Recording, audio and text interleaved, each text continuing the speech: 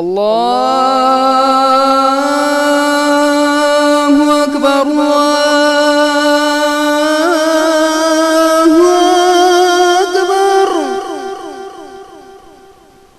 الله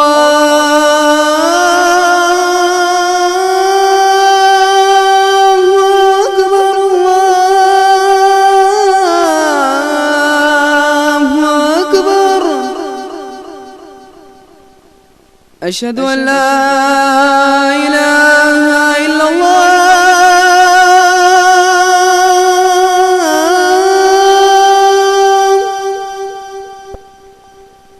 أشهد أن لا إله إلا الله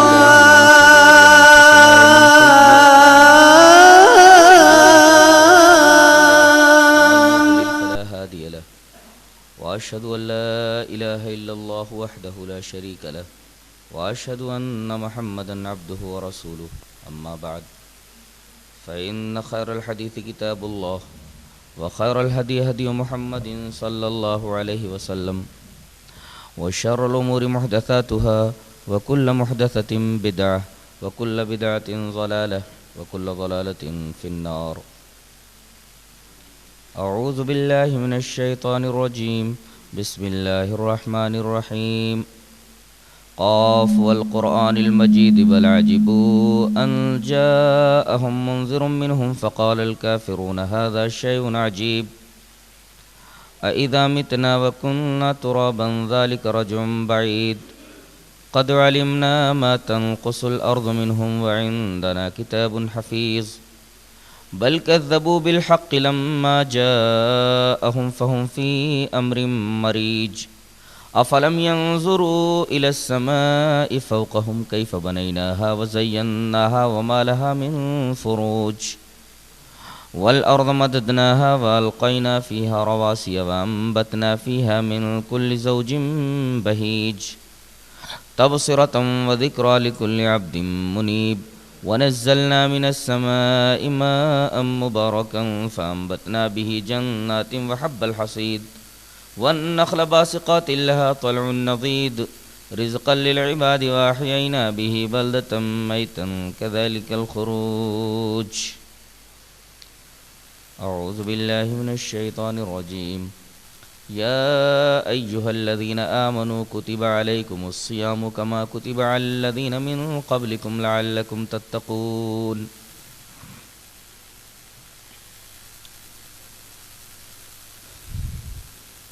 خطبہ مسنونہ کے بعد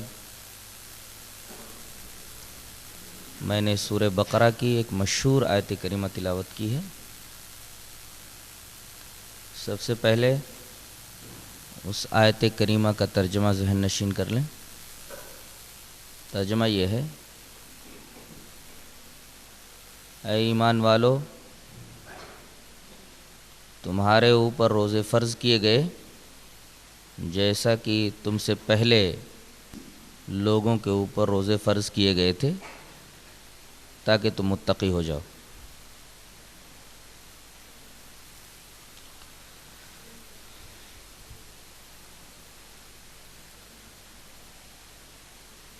روزے کو عربی میں صوم کہتے ہیں، جس کی جمع صیام آتی. صوم کی حقیقت میں امساک یعنی رکنا داخل ہے. جیسے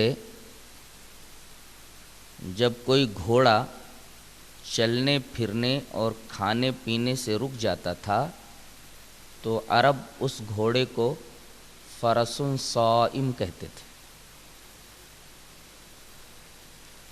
اسی طرح چھری چلتے چلتے جب کند ہو جاتی تھی، کاٹنے سے رک جاتی تھی، تو ایسی چھری کو عرب الصائمہ من السکاکین بولتے تھے.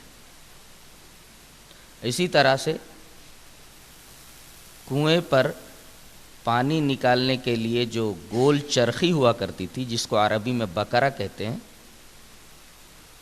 یہ جب چلنے سے رک جاتی تھی تو اس کو کہتے تھے الصائمہ من البکرات.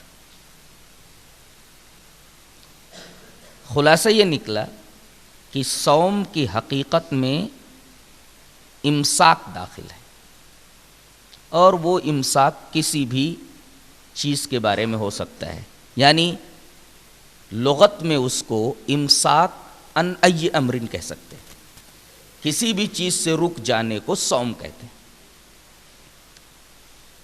اصطلاح شریعت میں صوم کسے کہتے ہیں؟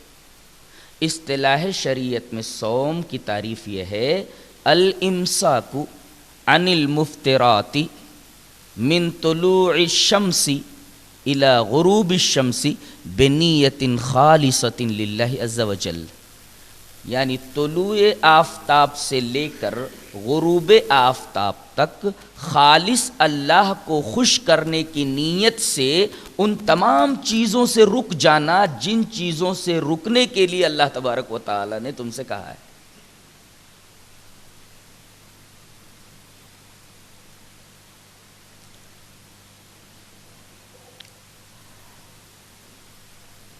تمام عبادات میں اس عبادت کی ایک خاص اہمیت ہے، اسے ایک خاص امتیاز حاصل ہے۔ اس امتیازی پہلو کو ایک حدیث قدسی میں، جسے امام بخاری رحمۃ اللہ علیہ کتاب التوحید کے اندر لائے ہیں، واضح کیا گیا ہے۔ حدیث اس طرح ہے: وعن نبی ہریرہ رضی اللہ تعالی عنہ عن النبی صلی اللہ علیہ وسلم قال یقول اللہ عز وجل الصوم لی وانا اجزی به یدع شہوته واکلہ وشربہ من اجلی الصوم جنۃ وللصائم فرحتان فرحۃ حین یفطر وفرحۃ حین یلقى ربہ وَلَخَلُوفُ الصَّائِمِ أَطْيَبُ عِنْدَ اللَّهِ مِنْ رِيحِ الْمِسْكِ رواہ البخاری فی کتاب التوحید۔ امام بخاری اس حدیث کو کتاب التوحید میں لائے۔ ترجمہ یہ ہے، حضرت ابو ہریرہ رضی اللہ تعالیٰ عنہ فرماتے ہیں کہ نبی کریم صلی اللہ علیہ وسلم نے ارشاد فرمایا کہ اللہ فرماتا ہے، یعنی یہ حدیث قدسی ہے۔ اللہ کیا فرماتا ہے؟ الصوم لی، یہ عبادت روزہ یہ میرے لیے ہے اور میں ہی اس کا بدلہ دوں گا۔ یہ بات کسی اور عبادت کے تعلق سے نہیں کہی گئی، صرف روزہ ہی وہ عبادت ہے جس کے بارے میں ایسا جملہ اللہ تبارک و تعالی نے ارشاد فرمایا کہ روزہ میرے لیے ہے اور میں ہی اس کا بدلہ دوں گا۔ آگے یہ فرمایا کہ وہ اپنی خواہشات کو، اپنے کھانے کو، اپنے پینے کو میری وجہ سے چھوڑ دیتا ہے۔ یدع شہوتہ واکلہ وشربہ من اجلی، اپنی خواہشات کو، اپنے کھانے کو، اپنے پینے کو میری وجہ سے چھوڑ دیتا ہے۔ آگے فرمایا الصوم جنۃ، روزہ ڈھال ہے۔ یہ ڈھال کب استعمال کی جاتی تھی؟ میدان جنگ میں جو لوگ لڑنے کے لیے آتے تھے ان کے ایک ہاتھ میں تلوار ہوتی تھی اور ایک ہاتھ میں ڈھال ہوتی تھی۔ تلوار سے وہ مقابل کے اوپر حملہ کرتے تھے اور مقابل کے وار کو اپنی ڈھال کے اوپر روکتے تھے۔ اس طرح وہ تلوار کے وار سے ڈھال کے ذریعے بچ جایا کرتا تھا۔ یہاں اللہ تبارک و تعالی نے اپنے رسول کی زبان سے یہ کہلوا دیا ہے کہ تم اپنے امتیوں سے کہہ دو کہ الصوم جنۃ، روزہ ڈھال ہے۔ کوئی بھی پریشانی آئے، کوئی بھی تکلیف آئے، اسی طریقے سے کسی بھی گناہ سے تمہیں بچنا ہو تو یہ روزہ ان تمام چیزوں کے لیے ڈھال کی حیثیت رکھتا ہے۔ یہ روزہ تمہیں برائیوں سے بچائے گا، یہ روزہ تمہیں دیگر آفات سماویہ اور ارضیہ سے بچائے گا، اس وجہ سے اس کو ڈھال کہا گیا ہے۔ اور آگے یہ فرمایا گیا کہ روزے دار کو دو خوشیاں نصیب ہوتی ہیں. ایک خوشی تو اس وقت اسے حاصل ہوتی ہے جب وہ افطار کر رہا ہوتا ہے, افطار کے وقت اسے خوشی نصیب ہوتی ہے, اور دوسری خوشی اس روزے کی وجہ سے اس وقت اسے نصیب ہوگی جب وہ اپنے رب سے ملاقات کرے گا.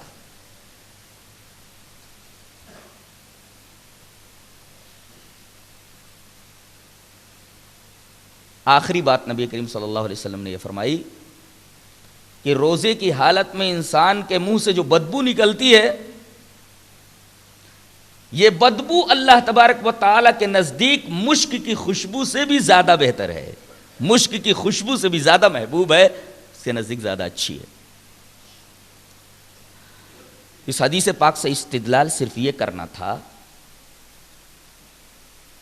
کہ یہ وہ خاص عبادت ہے جس کے بارے میں اللہ تبارک و تعالی نے نبی کی زبان سے اس حدیث قدسی میں یہ کہلوایا ہے کہ روزہ میرے لیے ہے اور میں اس کا بدلہ دوں گا. اس کی وجہ کیا ہے؟ غور کریں تو اس کی وجہ واضح طور پر یہ سمجھ میں آتی ہے کہ تمام عبادتوں میں ریا, نمود اور نمائش کا امکان ہو سکتا ہے, لیکن روزہ ایسی عبادت ہے کہ اس میں اس کا امکان نہیں ہے. مثلا ایک آدمی نماز پڑھ رہا ہے, لمبے لمبے رکوع کر رہا ہے, لمبے لمبے سجدے کر رہا ہے, ہو سکتا ہے کہ وہ اپنے ان طویل سجدوں اور اپنے طویل رکوعوں کے ذریعے اپنے زہد, اپنے تقوی اور اپنی بزرگی اور اپنی پارسائی کا دھوس جمانا چاہ رہا ہو کہ میں بہت پارسا ہوں, بہت زیادہ متقی ہوں, بہت زیادہ پرہیزگار ہوں, بہت بڑا زاہد ہوں. اور ایک شخص زکوٰۃ ادا کرتا ہے, صدقہ و خیرات کرتا ہے, ہو سکتا ہے کہ زکوٰۃ کی ادائیگی سے اور اس صدقہ و خیرات کے دینے سے وہ دوسروں کے اوپر اپنی سخاوت, اپنی فیاضی اور اپنے مالدار ہونے کا روب جمانا چاہتا ہو. ایک آدمی حج کے لیے جا رہا ہے, اس میں بھی ریا کا امکان ہے, ہو سکتا ہے کہ وہ حاجی صاحب کہلوانے کے لیے جا رہا ہو, لیکن روزہ کے اوپر اگر آپ غور کریں تو آپ کو یہ معلوم ہوگا کہ اس کے اندر اس طریقے کا کوئی امکان نہیں ہے. ایک شخص غسل خانے میں ہے,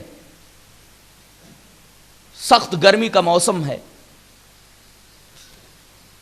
پیاس کی شدت سے اس کا حلق سوکھا ہوا ہے, زبان سوکھی ہوئی ہے, غسل خانے میں ہے, غسل خانے کا دروازہ بند ہے, وہ چاہے تو وہاں پانی پی سکتا ہے اور باہر روزہ دار بنا رہ سکتا ہے, لیکن سخت پیاس کی حالت میں غسل خانہ کا دروازہ بند ہونے کے باوجود کیا مجال کہ وہ ایک قطرہ اپنے حلقوم سے نیچے پانی اتار لے. خوف خدا اور عقیدہ آخرت کا جو استحضار اس عبادت میں پایا جاتا ہے اور کسی عبادت کے اندر نہیں پایا جاتا, اسی وجہ سے اس کے اسی امتیازی پہلو کے پیش نظر نبی کریم صلی اللہ علیہ وسلم نے اللہ تبارک و تعالی کی طرف نسبت کر کے یہ فرمایا اس حدیث قدسی کے اندر کہ روزہ ایسی عبادت ہے جس کے بارے میں اللہ نے یہ فرما دیا کہ یہ عبادت میرے لیے خاص ہے, اور جب میرے لیے ہی یہ خاص ہے تو میں ہی اس کا بدلہ دوں گا, اور جب وہ بدلہ دینے پر آئے گا تو وہ اپنی شان کے اعتبار سے بدلہ دے گا.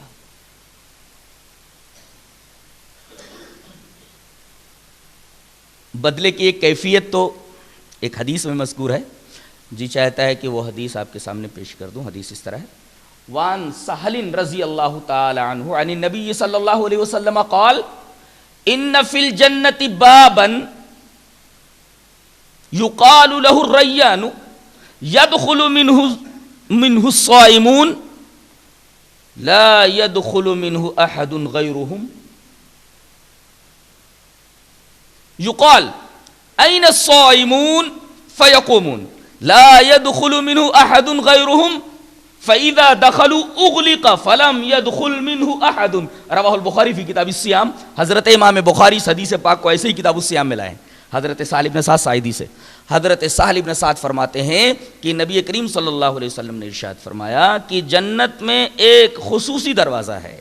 ان فی الجنت بابا، یہ نکرہ تخصیص کے لیے.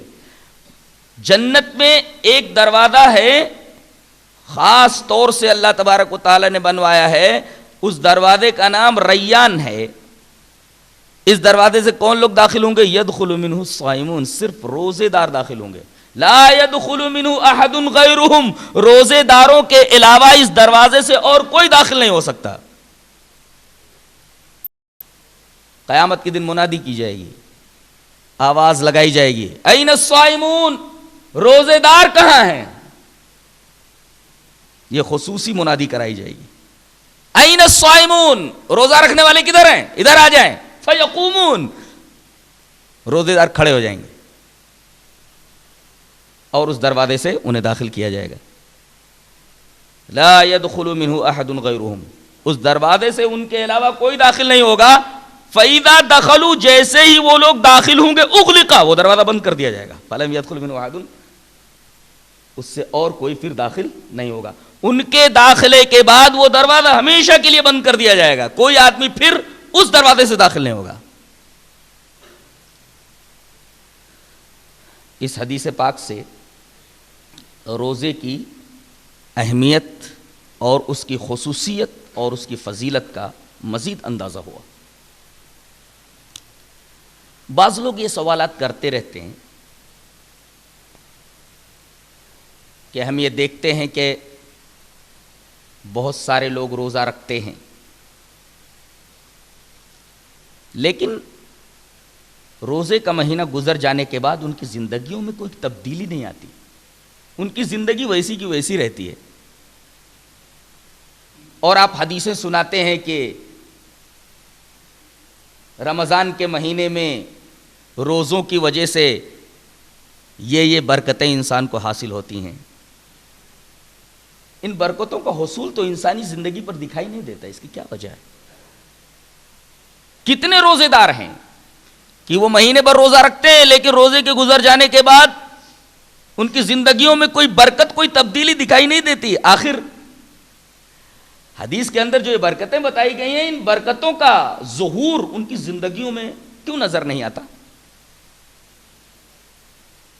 اس سوال کا جواب بھی دیا گیا ہے ایک حدیث پاک میں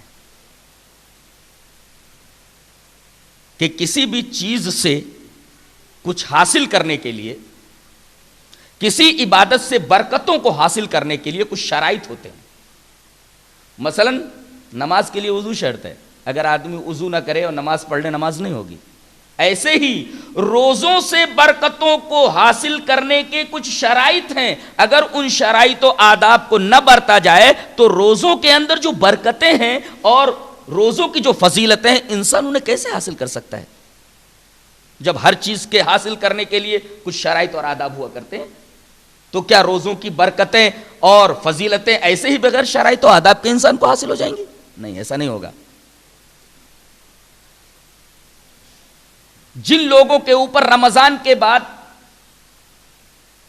رمضان کی برکتیں اور فضیلتیں ظاہر نہیں ہوتی، ان کی زندگیوں کے اندر کوئی تبدیلی نہیں آتی، وہ لوگ در حقیقت روزے کے ظاہر کے اوپر نگاہ رکھتے ہیں، اس کی معنویت کو نگاہ میں نہ رکھ کر کے اس کی روح کو فراموش کر دیتے ہیں. ایک حدیث میں اسی شبہے کا جواب دیا گیا ہے. حدیث اس طرح ہے: وعن ابی ہریرہ رضی اللہ تعالی عنہ عن النبی صلی اللہ علیہ وسلم قال: من قام لیلۃ القدر ایمانا واحتسابا غفر له ما تقدم من ذنبه ومن صام رمضان ایمانا واحتسابا غفر له ما تقدم من ذنبه. رواہ البخاری فی کتاب الصیام. امام بخاری اس حدیث پاک کو کتاب الصیام ہی کے اندر لائے. حضرت ابو ہریرہ فرماتے ہیں کہ نبی کریم صلی اللہ علیہ وسلم نے ارشاد فرمایا: کہ جس آدمی نے لیلۃ القدر میں، وہ ایک ہی رات ہے، چاہے وہ ہندوستان کی رات ہو چاہے عرب کی رات ہو، ایک ہی رات ہے، قرآن ایک ہی رات میں اترا ہے، لیلۃ القدر مختلف نہیں ہوتی، ہندوستان کی لیلۃ القدر الگ، عرب کی لیلۃ القدر الگ۔ لوگ بہت بڑی غلط فہمی میں مبتلا ہیں اور یہ رات ان کے ہاتھوں سے نکل جا رہی ہے۔ فرمایا گیا من قام لیلۃ القدر ایمانا واحتسابا غفر له ما تقدم من ذنبہ، جس آدمی نے لیلۃ القدر کے اندر قیام کیا دو شرطوں کے ساتھ، تو اس کے پچھلے گناہ معاف کر دیے جائیں گے۔ یہ دو شرطیں کیا ہیں؟ اب آدمی کے جب پچھلے گناہ معاف ہو جائیں گے، ظاہر ہے گناہوں کا بوجھ اگر بدن سے اتر جائے تو برکتوں کے آثار تو اس کی زندگی میں نظر آئیں گے ہی، اور اگر گناہ اس کے معاف نہ ہوں تو ظاہر ہے اس کی زندگی جیسے پہلے تھی ویسے رمضان کے بعد بھی رہے گی۔ اس کے پچھلے گناہ معاف کر دیے جائیں گے جو شخص لیلۃ القدر کے اندر قیام کرے۔ شرط یہ ہے، پہلی شرط ایمان، دوسری شرط احتساب۔ کبھی آپ نے غور کیا اس حدیث پاک پر؟ پہلی شرط گناہوں کے بخش دیے جانے کی، وہ بھی پچھلے گناہوں کے بخش دیے جانے کی، دو شرط، ایک شرط ہے ایمان اور دوسری شرط ہے احتساب۔ ایمان میں غور کیجئے، اگر آدمی کی زندگی میں توحید نہیں ہے اس کا روزہ رکھنا بیکار ہے، وہ روزوں کی برکتوں اور فضیلتوں سے نفع اندوز نہیں ہو سکتا اور روزہ اس کے لیے بے فائدہ ہے۔ اس کے لیے ایمان ضروری ہے، اس کی زندگی میں توحید کا ہونا ضروری ہے۔ اگر اس کی زندگی توحید سے خالی ہے تو روزوں کے اثرات اس کے بدن پر، اس کی زندگی کے اندر ظاہر ہو ہی نہیں سکتے، اس کا روزہ رکھنا بیکار ہے۔ اس لیے کہ میں نے بتایا تھا کہ توحید کا جہاں پہلا قدم پڑتا ہے وہیں آخری قدم پڑتا ہے، یعنی توحید ایک دائرہ ہے اور اس دائرے کے اندر پورا دین ہے۔ آدمی کا دین اسی وقت تک محفوظ ہے جب تک کہ توحید کے دائرے میں ہے۔ اگر توحید کے دائرے سے کوئی چیز باہر نکل گئی کہ وہ دین نہیں ہے۔ کتنے لوگ ہیں جن کی زندگیوں کے اندر توحید نہیں ہے، بدعتی ہیں، وہ سر سے پیر تک بدعتوں میں ڈوبے ہوئے ہیں، سر سے پیر تک شرکیات میں ڈوبے ہوئے ہیں۔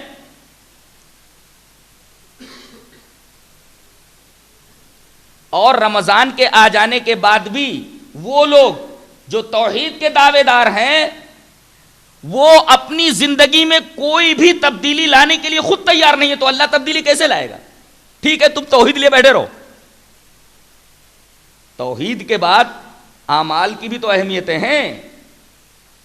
بعض لوگ کہتے ہیں کہ ہمارے لیے توحید کافی ہے، ہم اپنی زندگیوں کے اندر، اپنے عملوں کے اندر تبدیلی کیسے لائیں، کیوں لائیں؟ تو ایسے لوگ بھی رمضان کی برکتوں سے کوئی فائدہ نہیں اٹھا سکتے۔ تو پہلی شرط تو ایمان ہے، دوسری شرط ہے احتساب۔ احتساب کا دو مطلب بتایا جاتا ہے، ایک تو یہ کہ روزہ آپ اللہ تبارک و تعالیٰ کو خوش کرنے کے لیے رکھیں، ایک روٹین سمجھ کر کے اس کو نہ برت جائیں کہ یہ مہینہ روزوں کا ہے روزے رکھ لیے جائیں، بلکہ اللہ کو خوش کرنے کے لیے یہ روزے رکھے جائیں۔ ایک مطلب تو احتساب کا یہ ہے، اور دوسرا مطلب یہ ہے کہ اپنی پچھلی زندگی کا محاسبہ کرو، اپنی کتاب زندگی کے اوراق پلٹو، دیکھو کہ میری زندگی کی کتاب کا کون سا صفحہ سفید ہے اور کون سا صفحہ کالا ہے۔ اگر کوئی صفحہ روشن نظر آئے تو اس پر اللہ کا شکر ادا کرو، اور کوئی صفحہ اگر کالا نظر آئے، بلیک نظر آئے، تو رو رو کر کے اس صفحے کو روشن کرنے کی درخواست کرو اللہ تبارک و تعالیٰ سے کہ میری زندگی کا وہ کالا صفحہ روشن کر دے۔ یہ ہے احتساب، اپنی زندگی کا محاسبہ۔ کیا ان دو شرطوں کے ساتھ کوئی روزہ رکھتا ہے؟ سوال ہی نہیں ہے۔ بہت کم لوگ ہیں جو اس طریقے کا روزہ رکھتے ہیں اور یہ 2 شرطیں ان کے سامنے ہوتی ہیں، ایمان اور احتساب. تو ایمان ضروری ہے، احتساب ضروری ہے. توحید کے ساتھ یہ عبادت معتبر ہے.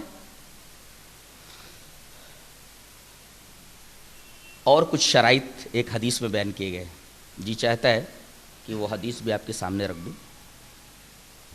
حدیث اس طرح ہے: وعن ابی ہریرہ رضی اللہ تعالی عنہ قال قال رسول اللہ صلی اللہ علیہ وسلم: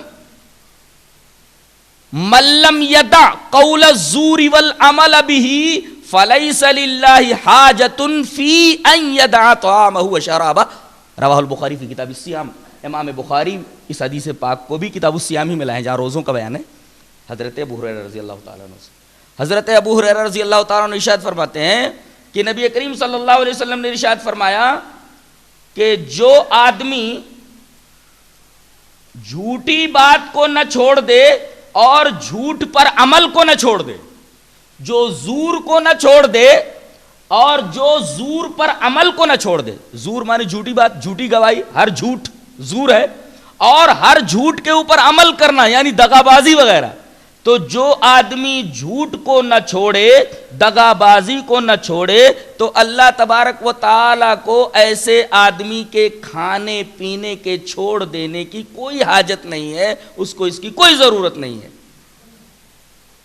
یعنی روزہ رکھتے ہوئے آدمی اپنی زبان کو قابو میں نہ رکھے، روزہ رکھتے ہوئے آدمی اپنے کان کو قابو میں نہ رکھے، روزہ رکھتے ہوئے آدمی اپنی آنکھ کو قابو میں نہ رکھے، روزہ رکھتے ہوئے آدمی اپنے ہاتھ کو قابو میں نہ رکھے، پیر کو قابو میں نہ رکھے، تو اللہ تبارک و تعالی فرماتا ہے اپنے رسول کے ذریعے کہ ایسے لوگوں کے روزوں کی ہمیں کوئی حاجت نہیں. کتنے لوگ ہیں روزہ رکھ کر کے اپنی زبان کو قابو میں نہیں رکھتے، اپنی آنکھوں کو قابو میں نہیں رکھتے، جبکہ میں نے بتایا کہ صوم کی حقیقت میں رکنا داخل ہے. آنکھوں کو گناہوں سے روک لے، ہاتھ کو گناہوں سے روک لے، پیر کو گناہوں سے روک لے، کانوں کو گناہ کی بات سننے سے روک لے. اگر ان تمام چیزوں میں امساک پایا جاتا ہے، رکنا پایا جاتا ہے، تب تو آپ کا صوم ہوا، ورنہ آپ کا صوم نہیں ہوا. اب آپ سوال کر سکتے ہیں کہ بھئی کوئی آدمی کھانا نہیں کھاتا، پانی نہیں پیتا، خواہشات پوری نہیں کرتا، منہ سے گالیاں بکتا ہے، غلط باتیں سنتا ہے، کسی کے اوپر ہاتھ اٹھا دیتا ہے، غلط جگہوں پر چل کے جاتا ہے، تو اس کا روزہ ہوا کہ نہیں ہوا؟ بھوکا تو رہا، پیاسا تو رہا، قضائے شہوت سے رکا رہا. ہاں ان چیزوں پر اس نے زیادہ توجہ نہیں دی، تو کیا اس کا روزہ ہوا یا نہیں ہوا؟ جواب اس کا یہ ہے کہ بظاہر روزہ ہو گیا لیکن حقیقت میں اس کا روزہ نہیں ہوا. جیسے انڈا ایک ہوتا ہے، وہ ٹوٹ جائے تب بھی خراب ہو جاتا ہے، ٹوٹ جائے تب بھی خراب ہو جاتا ہے، اور اگر اندر اندر خراب ہو جائے، جس کو ہم لوگ کہتے ہیں کہ یہ انڈا بے انڈا ہو گیا ہے، اندر سے خراب ہو گیا، تب بھی وہ خراب ہو گیا. انڈا اگر ٹوٹ جائے تب بھی خراب ہو گیا، اور انڈا اندر سے خراب ہو جائے تب بھی وہ خراب ہو گیا. خراب دونوں صورتوں میں انڈا ہو گیا، ٹوٹنے پر بھی خراب ہو گیا اور اندر سے خراب ہو گیا، دونوں صورتوں میں انڈا خراب ہو گیا ہے. تو ہمارے روزوں کا حال یہ ہے کہ بظاہر ٹوٹا ہوا انڈا تو نظر نہیں آتا، وہ انڈا ہو جاتا ہے ہمارا روزہ جو اندر سے خراب ہو گیا ہو. اسی وجہ سے دونوں انڈوں سے کوئی آدمی فائدہ اٹھا نہیں سکتا، ہمارے روزوں سے بھی برکتیں ہم حاصل نہیں کر پاتے.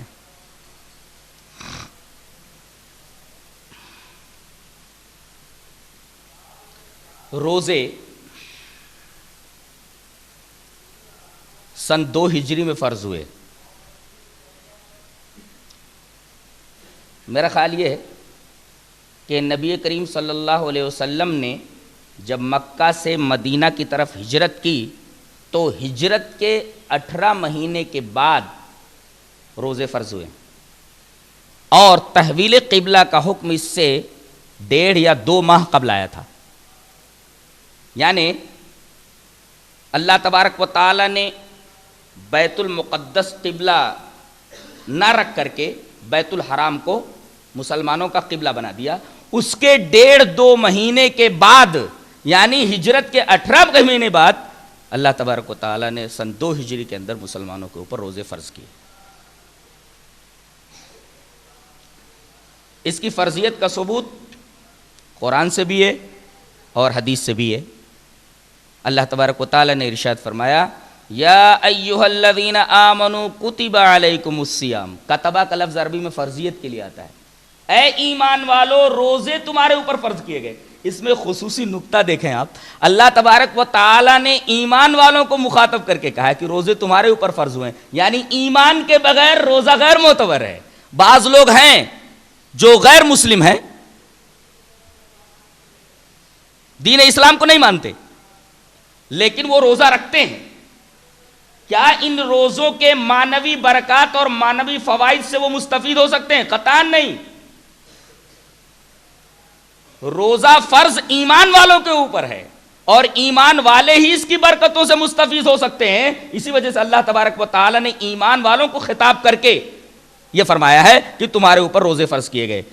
یا ایھا الذین آمنو, اے ایمان والو, یعنی روزے داروں کے لیے ایمان والا ہونا ضروری ہے. بغیر ایمان کے روزہ اللہ کی نگاہ میں معتبر نہیں ہے, اس کی کوئی اہمیت نہیں ہے. تو ایمان والا ہونا ضروری ہے روزہ دار کے لیے. دوسرے کتبہ کا لفظ بتا رہا ہے کہ یہ روزے فرض کیے گئے. 2 ٹکڑوں سے 2 باتیں معلوم ہوئی. تیسرا ٹکڑا اور قابل غور ہے, کما کتب علی الذین من قبلکم, جیسا کہ تم سے پہلے لوگوں پر روزے فرض کیے گئے تھے. نبی کریم صلی اللہ علیہ وسلم نے تو کسی سے تعلیم حاصل نہیں کی, براہ راست جبرائیل کے ذریعے اللہ تبارک و تعالی نے آپ کو تعلیم دی. آپ کسی کالج میں نہیں گئے, آپ کسی یونیورسٹی میں نہیں گئے, کسی اسکول میں نہیں گئے. نہ مکہ کے اندر کوئی لائبریری تھی, مدینہ کے اندر کوئی لائبریری نہیں تھی, کوئی کالج نہیں تھا. وسائل ترسیل جو اس وقت ہیں ترقی یافتہ, اس وقت وسائل ترسیل اتنے ترقی یافتہ نہیں تھے. علم و آرٹ اور فن اتنے ترقی یافتہ نہیں تھے. قرطاس و قلم کا ماحول نہیں تھا, قرطاس و قلم کو دور نہیں تھا. ایسے ماحول میں نبی کریم صلی اللہ علیہ وسلم کی زبان سے یہ ادا ہونا کہ یہ روزے صرف مسلمانوں پر فرض نہیں ہے بلکہ یہ پچھلی امتوں کے اوپر بھی فرض کیے گئے تھے, آپ کو کیسے معلوم ہوا؟ آپ کو کیسے معلوم ہوا؟ اور تمام کے تمام لوگ اس بات پر خاموش ہیں. نصرانی خاموش ہیں, یہودی خاموش ہیں, اور خود مشرکین خاموش ہیں. کسی نے اس کی تردید نہیں کی. اس کی تردید نہ کیا جانا اس بات کی دلیل ہے کہ آپ مرسل رحمانی ہے اور قرآن کلام ربانی ہے, کہ آپ نے جو کچھ کہا اپنے علم سے نہیں کہا بلکہ اللہ تبارک و تعالیٰ کے علم دینے سے آپ نے یہ بتایا. تو قرآن کے کلام ربانی ہونے کا ثبوت ملا اور آپ کے مرسل یزدانی ہونے کا ثبوت ملا کہ آپ اللہ کے سچے رسول ہیں اور قرآن اللہ تبارک و تعالیٰ کا سچا کلام ہے. یہ کما کتب علی الذین من قبلکم سے معلوم ہوا. آپ کو کیسے معلوم ہوا؟ تاریخ کی کتاب تو آپ نے پڑھی نہیں تھی, آپ نے یہ کیسے کہہ دیا کہ یہ روزہ صرف مسلمانوں پر فرض نہیں ہے بلکہ اس سے پہلے امتوں کے اوپر بھی فرض کیے گئے تھے؟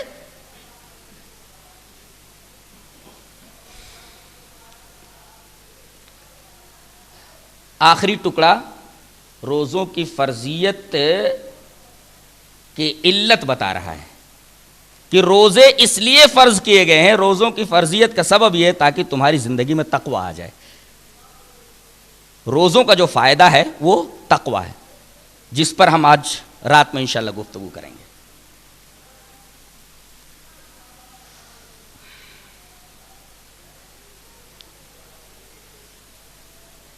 روزے پچھلی امتوں کے اوپر بھی فرض تھے. آپ دیکھیں گے کہ بائبل میں یہ موجود ہے کہ حضرت موسیٰ علیہ السلام نے کوہ طور پر 40 روزے رکھے, یہ موجود ہے. حضرت یحییٰ اور ان کے پیروکار روزے رکھتے تھے.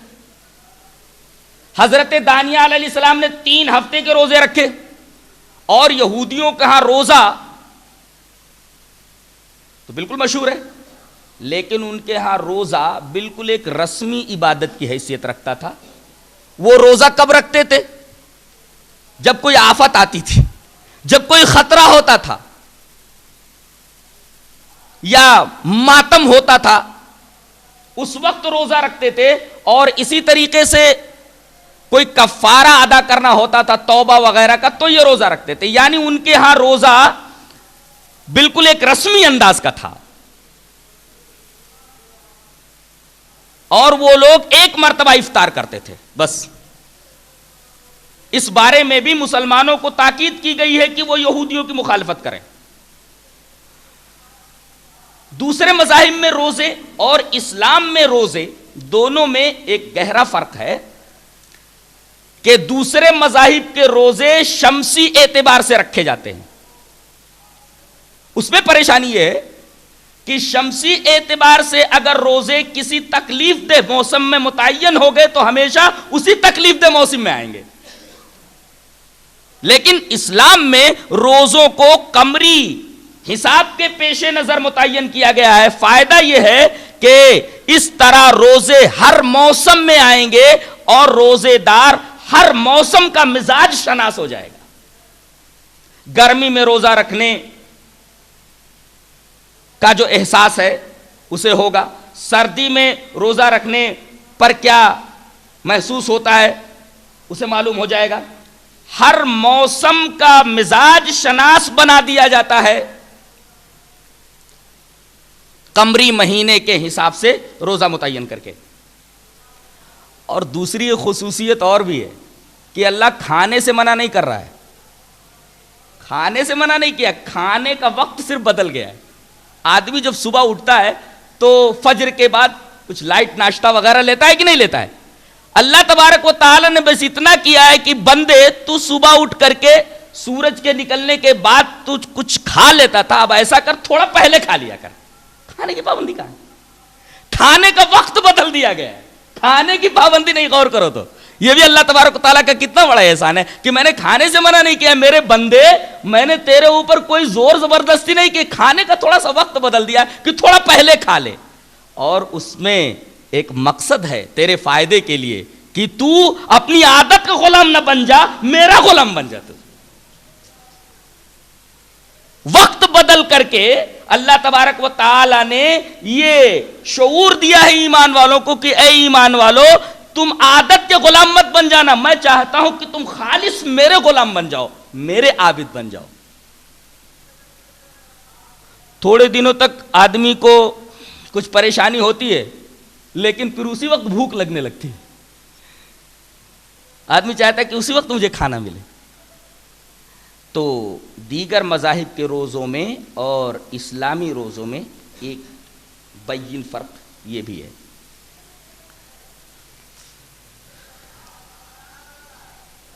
اس کا جو ایک اہم فائدہ ہے وہ یہ ہے کہ انسان دو چیزوں سے مرکب ہے، ایک پہلو اس کا زمینی ہے اور ایک پہلو اس کا آسمانی ہے۔ ان دونوں پہلوؤں سے انسان مرکب ہے، بلکہ آپ یوں کہہ لیں کہ دو جواہر سے مرکب ہے، ایک جوہر ارضی ہے اور ایک جوہر سماوی ہے۔ ارضی جوہر، اس کا کیا مطلب ہے؟ مادہ، انسان مادے سے بنا ہے، مٹی سے بنا ہے۔ اب اس جوہر ارضی کی وجہ سے اس کا میلان زمین کی طرف ہوتا ہے، اس کے جذبات، اس کے احساسات سب سفلی ہوتے ہیں، اور روح اوپر سے آتی ہے، تو یہ جوہر آسمانی ہے۔ اور انسان کی فیروز مندی اور انسان کی کامیابی کا راز یہ ہے کہ اس کا جوہر آسمانی اس کے جوہر ارضی کے اوپر غالب آ جائے، اور اسلام یہی کرنا چاہتا ہے۔ اور اللہ تبارک و تعالی اپنے ماننے والوں اور اپنے اوپر ایمان لانے والوں کے ساتھ یہی کرنا چاہتا ہے کہ ان کا جوہر سماوی جوہر ارضی کے اوپر غالب آ جائے۔ فرشتوں کو دیکھو، انہیں کھانے کا احتیاج نہیں ہے، نہ کھانے کی ضرورت نہیں، نہ پینے کی ضرورت ہے، نہ قضاء شہوت کی ضرورت ہے۔ اب اگر یہ جوہر سماوی آسمان سے آنے والا جوہر مادی جوہر کے اوپر غالب آ جائے تو پھر انسان نیکیوں ہی کی طرف سبقت کرے گا۔ انسان نیکیوں سے پیچھے کب ہٹتا ہے؟ جب جوہر ارضی جوہر سماوی کے اوپر غالب آ جاتا ہے۔ اللہ اکبر۔ روزوں کے ذریعے اللہ تبارک و تعالیٰ نے یہ احسان ہمارے اوپر کیا ہے کہ ہم ذرا فرشتوں کی سب سے قریب ہو جائیں، زمین سے اٹھ کر کے ذرا ہم بلند ہوں آسمان کی طرف، کہ اللہ تبارک و تعالیٰ کی ایک معصوم مخلوق ہے ملائکہ، وہ نہ کھاتے ہیں نہ پیتے ہیں، نہ انہیں قضائے شہوت کی ضرورت ہے، وہ اللہ کے حکموں کے مکمل فرما بردار ہیں، وہ اس کے کسی حکم کی نافرمانی نہیں کرتے، تو ہم اٹھ کر کے ذرا فرشتوں کی صف کے قریب ہو جائیں. وہ کھانا نہیں کھا رہے، ہم بھی کھانا نہیں کھا رہے، وہ پانی نہیں پی رہے، ہم بھی نہیں پی رہے، وہ قضائے شہوت سے مبرہ ہیں، ہم بھی قضائے شہوت نہیں کر رہے، وہ زبان سے کچھ غلط بات نہیں نکالتے، وہ وہی کرتے ہیں جن کے کرنے کا اللہ حکم دیتا ہے. تو روزوں کی حالت میں ہم ایسے بن جائیں جیسے فرشتے ہوتے ہیں. اس طرح ہمارا جوہر ملکوتی جوہر ارضی کے اوپر غالب آ جاتا ہے. اور انسان کی فیروز مندی کا سارا راز یہی ہے، اس کی کامیابی کا سارا راز یہی ہے.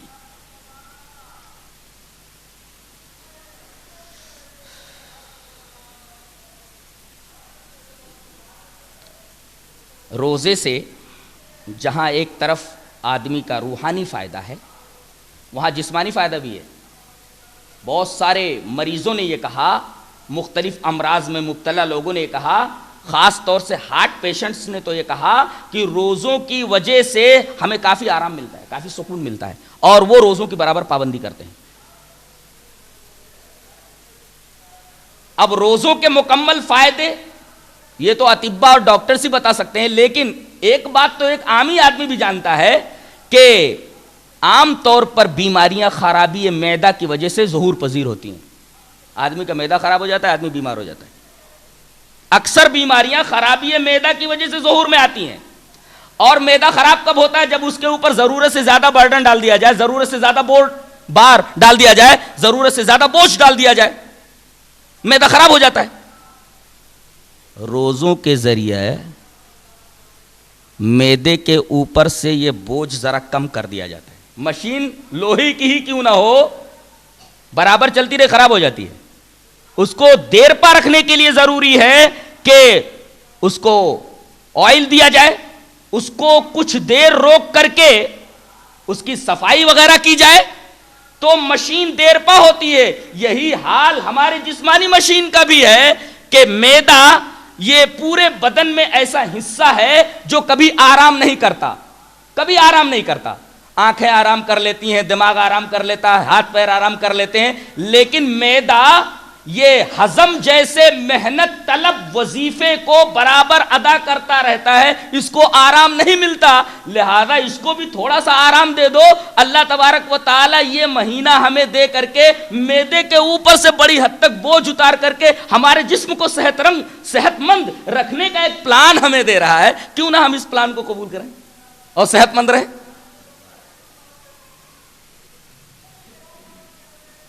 سب سے محنت طلب وظیفہ ادا کرتا ہے معدہ، ہضم کا، ڈائجسٹ کا. لہذا اس کا خیال تو بہت زیادہ رکھنا چاہیے. اللہ تبارک و تعالیٰ نے ہمیں روزوں کے ذریعے اس کی بھی صفائی کا اور اس کو بھی کنٹرول کرنے کا بہترین موقع عنایت فرمایا ہے. غور کریں تو ایک بات اور آپ کو نظر آئے گی کہ تربیت اخلاق، حصول تقوی اور تزکیہ نفس کا ایک مکمل نصاب ہے روزہ. اس سے بہتر اور کوئی عبادت نہیں ہے. یہ ایک مکمل نصاب ہے تزکیہ نفس اور تربیت اخلاق کا. اگر آدمی کو اپنے نفس کا تزکیہ مطلوب ہو، آدمی کو اپنے اخلاق کی تربیت کرنی ہو، تو اس سے بہتر کورس اور اس سے بہتر نصاب آپ کو کہیں نہیں ملے گا. وہ کیسے؟ کہتے ہیں کہ تزکیہ نفس اور تربیت اخلاق کی ریاضت کے لیے 4 چیزیں لازم ہوتی ہیں: کم خوری، کم گوئی، کم خوابی، کم آمیزی. یہ 4 چیزیں تزکیہ نفس کی ریاضت کے لیے ضروری ہوتی ہیں. کم خوری کا مطلب کیا ہے؟ کم کھانا. کم کھانا اس لیے کہ آدمی جب بہت زیادہ کھانے لگتا ہے، بہت زیادہ کھاتا ہے، تو اس زیادہ کھانے کی وجہ سے طرح طرح کے امراض میں مبتلا ہوتا ہے اور بدن کے اوپر سستی اور تکان طاری ہو جاتی ہے. کم کھانے کی وجہ سے آدمی کا بدن نشیط رہتا ہے، چاق و چوبند رہتا ہے.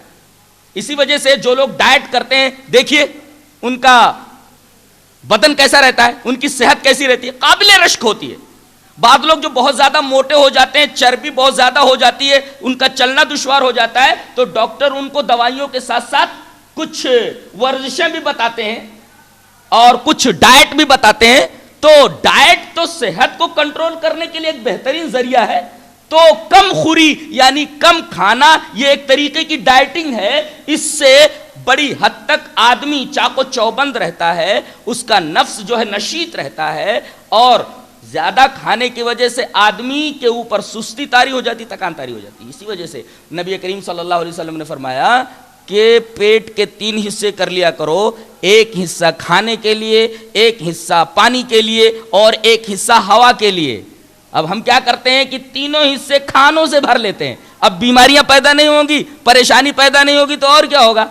رمضان کے روزے فرض کر کے اللہ تبارک و تعالی نے ہمیں تزکیہ نفس کا جو یہ پہلا اصول ہے کم خوری یہ مہیا کرتا ہے. ایک طریقے کی ڈائٹنگ ہے یہ، جسمانی فائدہ بھی اس میں ہے. دوسری چیز ہے کم گوئی، کم بولنا. کم بولنے سے آدمی کی سنجیدگی، متانت اور اس کا وقار ظاہر ہوتا ہے. آدمی بک بک بک بک بولتا رہے تو کہے کہ نہایت غیر سنجیدہ آدمی ہے، یہ غیر متین آدمی ہے، یہ انتہائی بیہودہ اور بیکار قسم کا آدمی ہے. تو کم گوئی، کم بولنا انسان کو سنجیدہ، متین اور باوقار بناتی ہے، جبکہ زیادہ بولنا انسان کے دل کو مردہ کر دیتا ہے اور لوگوں کی نگاہ میں اس کو ذلیل کر دیتا ہے. اور ایک بات اور خاص طور سے نگاہ میں رکھیں کہ آدمی جب بہت زیادہ بولنے کا عادی ہو جاتا ہے تو شیطان کو ایسے لوگوں سے بڑی امیدیں ہوتی ہیں. وہ اس کے پاس آ کر کے کھڑا ہو جاتا ہے اور بہت زیادہ بولتے بولتے بولتے بولتے شیطان اس سے کچھ ایسی چیزیں بھی بولوا دیتا ہے جو شریعت کے منافی ہوتی ہیں. لہذا زیادہ بولنے سے پرہیز کیا جائے. یہ ریاضت کا دوسرا پہلو روزے میں موجود ہے، کم گوئی. آدمی تھکا رہتا ہے، آدمی بھوکا رہتا ہے تو کم بولتا ہے.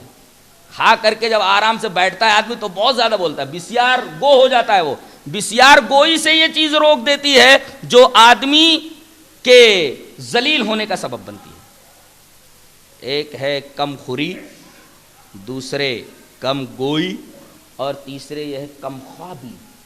آدمی جتنا کم سوئے گا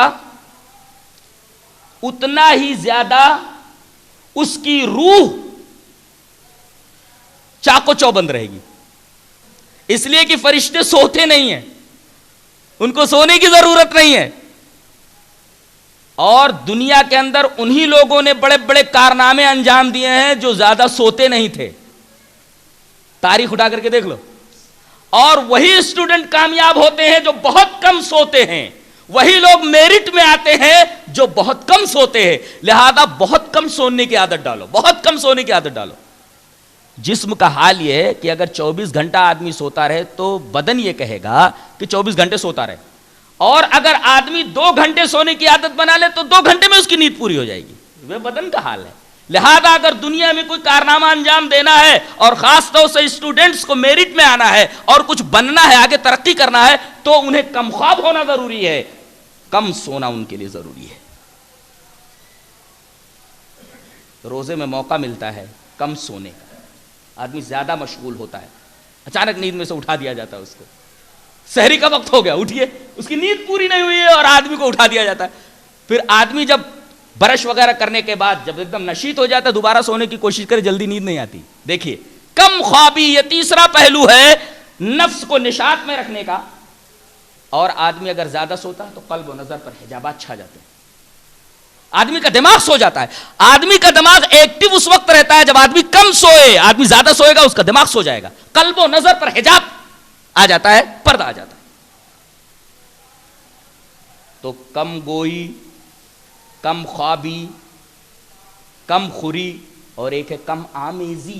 کم آمیزی کا مطلب یہ ہوا ریزرو رہنا، زیادہ لوگوں سے ملنا نہیں، لوگوں کے پاس زیادہ بیکار میں بیٹھنا نہیں. اب آدمی بھوکا پیاسا رہتا ہے تو ادھر ادھر جاتا بھی نہیں ہے، کم آمیز بن جاتا ہے. اور کم آمیز ہونے کی وجہ سے بہت زیادہ بیہودہ باتوں سے وہ بچ جاتا ہے اور بیہودہ باتوں کے اثرات سے بچ جاتا ہے.